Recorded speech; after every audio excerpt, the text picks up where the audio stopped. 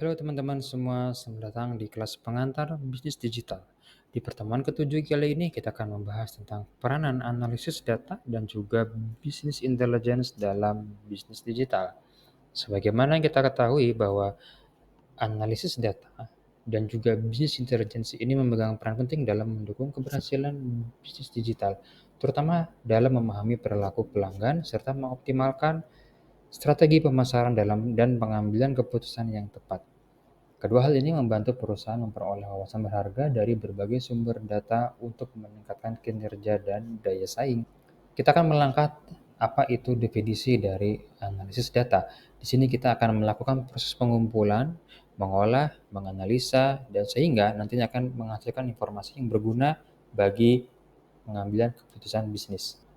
Sementara bisnis intelijen ini adalah penerapan dari sebuah alat ataupun teknik ataupun juga metodologi untuk mengubah data tersebut menjadi sebuah wawasan ataupun informasi yang memberikan nilai-nilai strategis dalam pengambilan keputusan.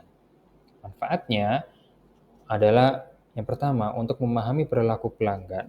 Kita bisa mengetahui tren, preferensi, pola pembelian yang sesuai dengan pelanggan yang kita miliki yang berada di pasar saat ini.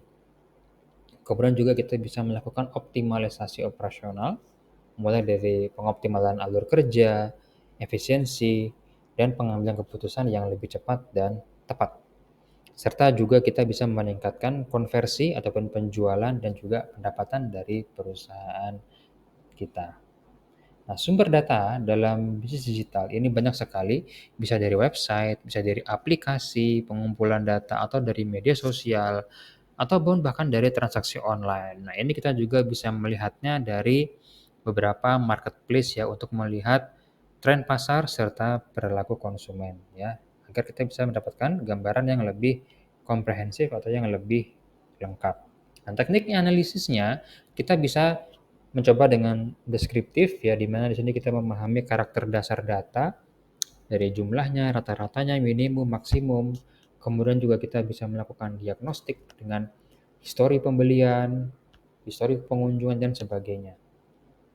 Yang nantinya kita bisa akan memprediktif seperti apa di masa yang akan datang, apakah akan meningkat ataupun menurun trennya, ya sehingga dan juga kita bisa melihat perspektif ataupun rekomendasi berdasarkan wawasan dari data ya. Artinya apa kira-kira yang nantinya bisa kita ambil untuk langkah strategi pemasaran berikutnya. Wujud dari analisis ini itu bisa berupa visualisasi data dengan tabel, diagram, ataupun juga bisa juga dengan menggunakan grafik ya dan sebagainya. Yang ini nantinya akan menggambarkan hal-hal yang sudah kita bahas sebelumnya seperti tren, pola, peluang ya dan histogram lainnya. Penggunaan dari bisnis intelijen ini yaitu bisa menggunakan toolsnya, ada dashboard interaktif, di mana di sini semua nanti akan terpampang data secara lebih terperinci dengan infografis yang lebih lengkap, juga bisa dengan analisis prediktif kemungkinan kenaikan ataupun akan ada penurunan tren, juga bisa dilihat dengan kinerja sudah sebaik apa yang kita tawarkan sebelumnya atau produk terjual ataupun kinerja dari pemasaran kita ya, dan sampai kepada mobilitas dan kolaborasi ya, di mana perangkat dari bisnis intelligence ini bisa digunakan di perangkat seluler atau mobile. Bagaimana dengan integrasinya antara analisis data ya dengan strategi bisnis? Yang pertama, kita bisa menyelaraskannya dengan tujuan daripada perusahaan tersebut. Seperti bagaimana kita bisa meningkatkan penjualan, memaksimalkan operasional, sampai kepada pengembangan produk baru. Kita juga harus bisa selalu melakukan atau meningkatkan serta memastikan kualitas daripada produk yang akan kita buat ke depannya.